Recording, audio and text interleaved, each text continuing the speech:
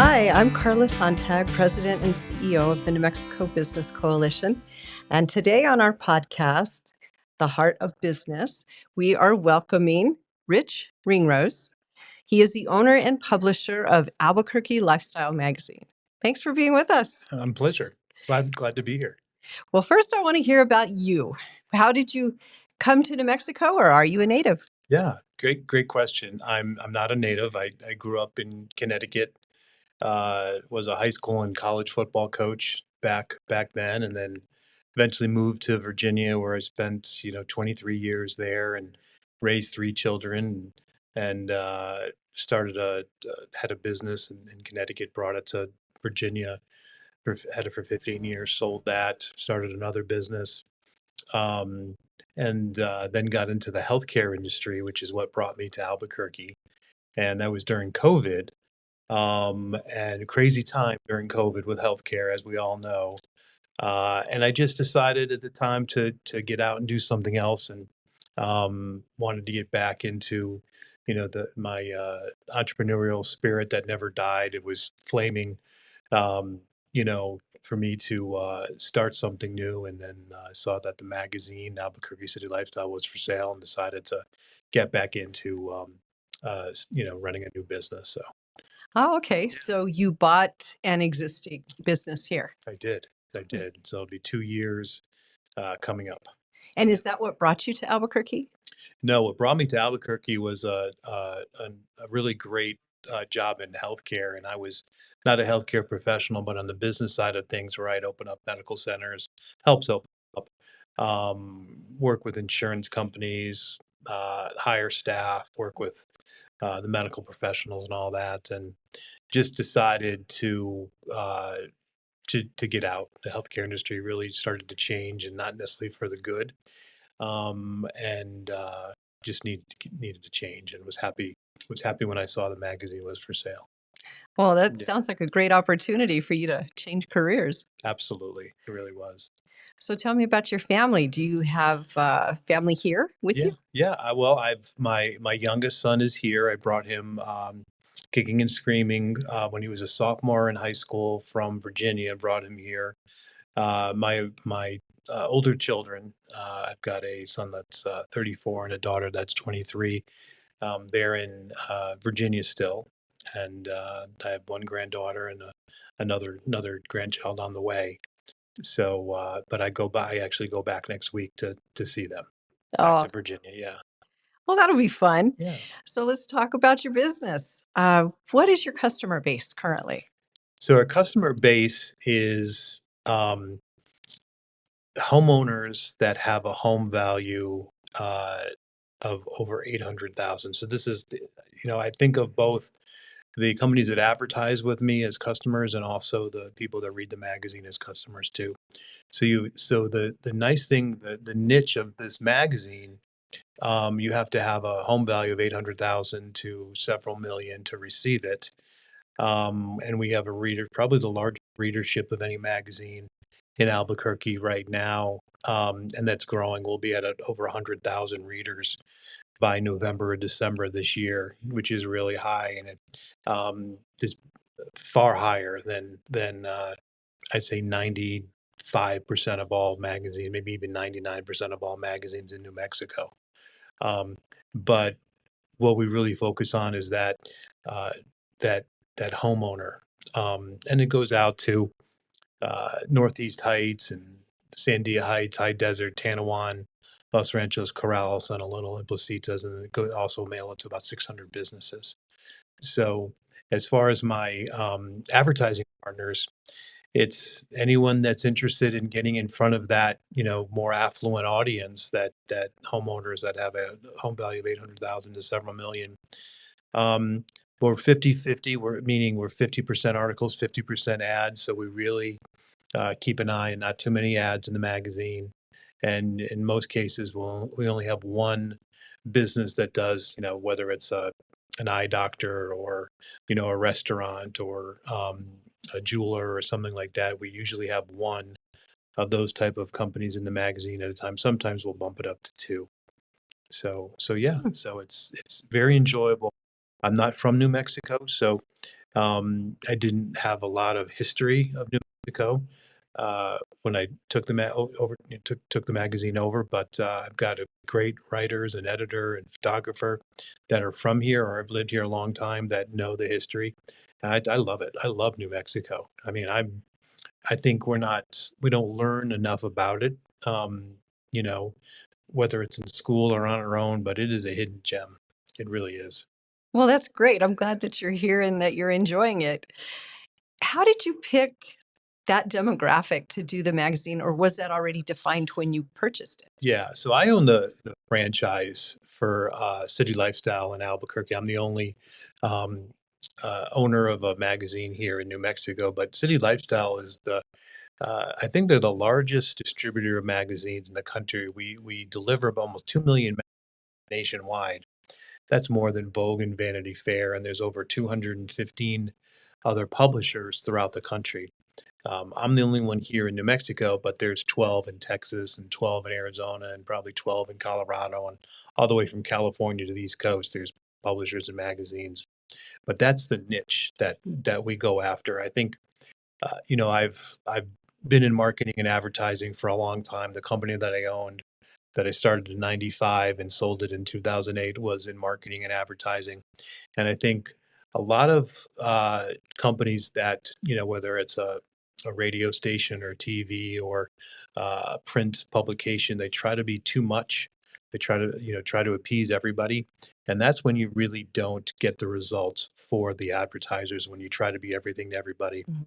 So I really like the fact that this magazine had a demographic that they went after, that we mailed it directly to those homeowners and to the businesses. And I think it's because we try to stay in that niche that we're successful. We're not for everybody, but we certainly are for companies and businesses that are looking to reach that more affluent audience. Mm, Yeah. that's interesting. And so, do you personally have plans to expand to do more in other locations? Yeah, yeah, I do. I'd like to expand the magazine throughout Albuquerque. Provide it to more homes, but also Rio Rancho, maybe Santa Fe. Uh, you know, Thinking about starting a magazine in Santa Fe. Rio Rancho would be a little easier since it's close, and not necessarily an entire magazine, but maybe a special section in Albuquerque City Lifestyle um, for Rio Rancho. Mm, Yeah. that's interesting. Um, and have you thought about other parts of the state or other states, or will you stay just in New Mexico? I think I'll stay with the magazine. I'll stay in New Mexico. Um, and there's definitely a possibility for Santa Fe, very affluent audience there, extremely affluent audience there. Um, and But I'm not sure where else that I would start a magazine in New Mexico. Mm, And there's other business opportunities that um, are similar to this, are similar to multimedia, print advertising that I'm looking at as well. well, that's So, good. yeah. How many employees do you currently have? So I have 5 right now. I have writers, I have an editor. My editor's his name is Richard Lakin. He's extremely experienced, and he puts the magazine together. Um, and I have got a photographer and a social media person as well. Wow, that's great. Yeah. And will that expand if you go to Oh other yes. markets? It's expanding now. We're hiring additional writers because the magazine is, it expanded. It started out at 36 pages. Our newest issue just came out the other day, and it's 56 pages. Wow. So the magazine's growing. We're writing more articles. There's more advertisers in it, so we're definitely in need of. And as the magazine grows, you have to write more articles. So we're in the process of hiring additional writers right now. Mm. Where do you go as a source for your employees? So, I can put, a post on Instagram. I can use Indeed. Uh, I also used UNM. Contacted the uh, English department to see if they have any seniors that might be interested in writing for the magazine, and I got a whole slew of resumes from that. Yeah, Oh, because that's I think great. they find it very interesting to be able to write in a magazine that's very local. Yeah. Yeah, Well, it's good career path for them too, since that's what they're studying to sure. be able to get into it right after school. Absolutely. Wonderful. What is the one thing that you wish people better understood about your business? I think I think people need to ask the right questions. I'm not the only publication in town. I'm not the only magazine in town, but I think people just aren't educated as to the right questions to ask. One of the questions that if anyone is looking into advertising in any, whether it's print or online or whatever, is you need to find out what the audience is. So how large is your readership? And just because a magazine or a publication or a radio station or a TV station has been here for a very, very long time, doesn't mean you don't ask about the demographics, the readership, um, the television audience, the radio listening, the people listening to the radio, how many of those, and what's the demographic, what's the um, income, things like that. It's important to ask because if you don't and you sign up with that, you might be disappointed because it's not reaching enough people or reaching the enough qualified people to have an interest in your product or service. And where do you find the most interest in the articles that are being written? What do you think people are gravitating to the most? Oh, it's absolutely the articles. Nobody reads a magazine for the ads, right? They want to read it for the articles, and we have themes. Every month we have a theme. This month it was Explore New Mexico, so we wrote a lot about different opportunities in different parts of New Mexico to explore, all the way from the southern part of New Mexico, more of the desert to the mountains and of northern New Mexico. So and everything in between. So I really really liked the theme for this month because there's so much beauty and it's very easy to drive to these locations. There's very little traffic in New Mexico. If you lived anywhere else outside of Mexico, you know what I'm talking about. There's no traffic here. I don't care what anybody says. um, so and then the in June it was the men's issues. So we wrote about some great men that are making a difference. The month before that was our ladies issue. We wrote about some wonderful ladies and women that are making a difference. And um, now we're looking. I'm always the thing about working in the print and magazines. You're always working in the future. So we're even thinking about October, November, December right now, and sometimes I have to stop and really think about what month am I actually in? And it's July. Okay, so because I can tend to get ahead of myself. And so when you get to October, will you do anything on the balloons? We'll do, yeah. What we always try to do is a little story on the balloons, um, and because that's our claim to fame in New Mexico, right? The International Balloon Fiesta, and it is a sight. It is if I saw it, obviously I'd never seen it before I came here, but it is breathtaking. Completely. I haven't gotten the courage enough to go up in a balloon, but I think I will eventually. Well, that is really nice as a native New Mexican to hear somebody's vision for New Mexico through fresh eyes. Yeah. And it's really great that you enjoy it here. I'm Oh, I glad to love it. hear It's the that. best weather in the country. I mean, it really is. I mean, this is Albuquerque. This whole area is just tremendous weather. And how have you found the people? Are they welcoming to you? Extremely welcoming. I've worked in Boston and New York and Richmond, Virginia, and Washington, D.C. And people here are so friendly.